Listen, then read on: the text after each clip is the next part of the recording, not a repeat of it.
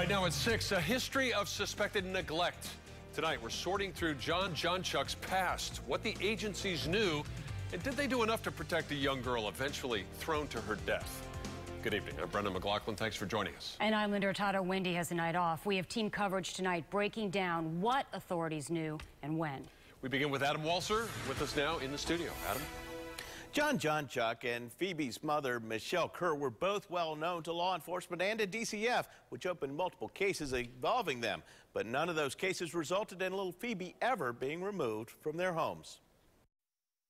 These smiling pictures of 5-year-old Phoebe Jonchuck show her happy times. In the days before, police say her father, John Jonchuck, killed her by dropping her from a 60-foot-high bridge.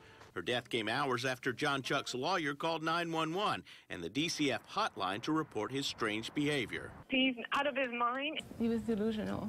He was delusional in his statement and his behavior. This DCF report shows the case was opened at 2:45 p.m., then closed at 3:19, after the agency determined it did not rise to the level of reasonable cause. That was certainly a mistake, especially coming from a professional. The I-team has learned Phoebe's father, John Jonchuck, and mother, Michelle Kerr, were involved in 5 domestic violence cases and 3 other DCF cases dating back to 2012.